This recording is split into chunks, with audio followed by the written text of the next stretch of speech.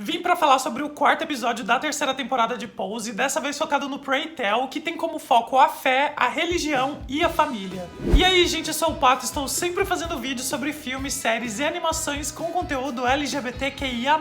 Se você gosta desse tipo de vídeo, se inscreve aqui no canal, não esqueça de dar aquele like pra ajudar esse vídeo a chegar a muito mais pessoas. Enquanto o episódio 3 foi focado na Elektra, intercalando flashbacks e o tempo presente de Pose em 1994, esse episódio 4, focado no Pray Tell, volta também pro passado do personagem, mas sem precisar desse recurso do flashback. A gente tem apenas um flashback durante o episódio, mas toda essa viagem do Pray Tell pro passado dele se dá de forma literal, com o Pray Tell indo visitar a família dele. O episódio começa com o Pray Tell em casa, então ele já saiu da reabilitação, e a gente vê ele com dificuldade pra dormir, com alguns suores noturnos, que no primeiro momento eu imaginei que fosse algum tipo de abstinência, né, por ele estar agora nesse momento de reabilitação, mas a gente vê que o HIV dele evoluiu, que agora ele tá com linfoma, e o médico dá a ele apenas 6 meses de vida. Ou seja, já foi um anúncio de que a gente teria um episódio tenso, um episódio triste, né? Muito diferente daquele episódio 3 da semana passada. A Jude e a Blanca estão com o Pray Tell nesse momento, né? A Jude até fala que o Pray Tell devia procurar uma segunda opinião, até porque esse médico foi bem seco na hora de dar o diagnóstico, né? Ele não teve nenhum cuidado, e por mais que o Pray Tell fale que nenhum homem branco vestindo jaleco e sapato barato vai dizer que ele tem que desistir, o Pray Tell aproveita essa oportunidade para se reconectar com o passado dele. Então ele pega um ônibus para Pittsburgh e vai visitar a família e a comunidade que ele deixou anos atrás quando ele largou tudo pra ir pra Nova York. E nesse episódio a gente pode dividir a relação do Pray Tell com o passado dele com 3 tramas diferentes que acabam se intercalando, né? A família,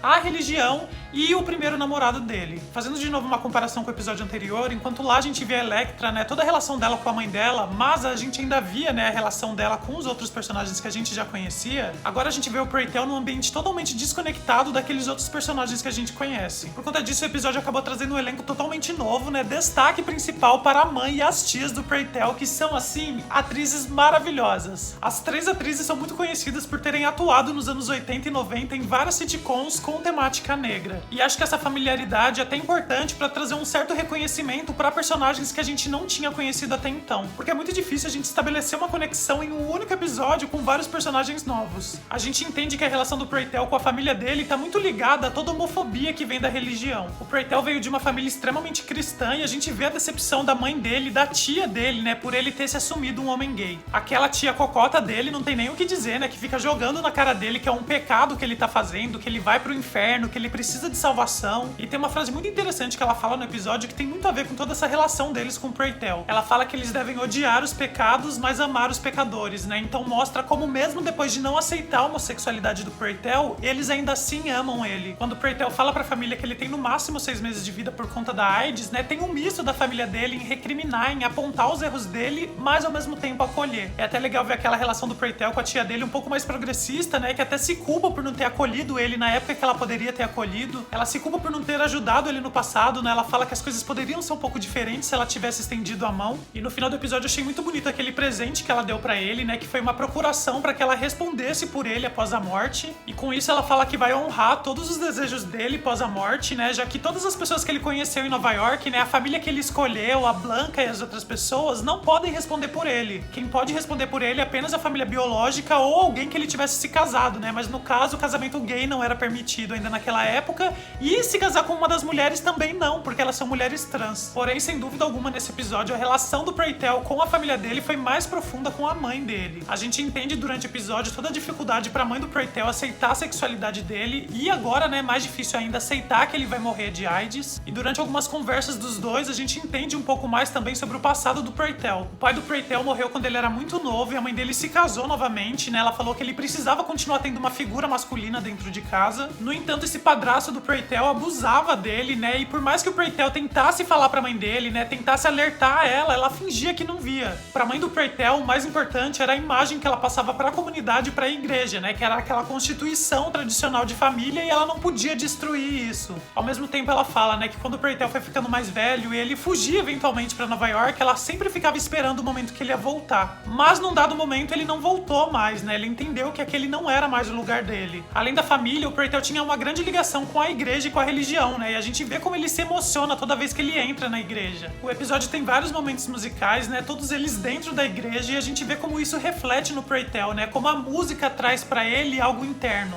Pro Pray Tell acaba sendo mais fácil se expressar e mostrar o que ele tá sentindo através da música. E são momentos emocionantes de arrepiar, assim, que a gente se acaba em lágrimas, né? Eu, pelo menos, me emocionei bastante nesse episódio, em todos esses momentos musicais. Aquele momento, né, dele já adulto, quando ele é convidado pra cantar uma canção na igreja, gente, o que foi aquilo? E é muito triste ver como pra muitos LGBTs a religião é importante, mas é tirada deles. É um lugar que, ao mesmo tempo que prega o amor e o respeito ao próximo, também fala que quem você é e a forma como você se identifica no mundo é errado, é pecado e que você vai pro inferno. Eu tenho um amigo que frequentava a igreja, que era muito religioso, fazia parte do coral da igreja também, mas ele foi expulso de lá por ser gay. E até hoje eu vejo ele falando de momentos felizes que ele viveu na igreja, né? Mas ao mesmo tempo tem essa lembrança desse momento que ele foi expulso de lá. Cada pessoa tem uma forma diferente de expressar sua fé, né? Algumas não precisam de uma instituição, de um lugar físico pra ir, mas algumas precisam da igreja, precisam de cultos, precisam de lugares pra frequentar, e é muito triste quando isso é tirado delas. E nesses casos, ou você desiste de vez da igreja, ou você se adapta a elas, né? Que foi o caso do Vernon, o namorado de infância do Prey. Através do único flashback do episódio, a gente vê um Preytel adolescente na igreja, né? Cantando no coral, e a relação dele com o Vernon.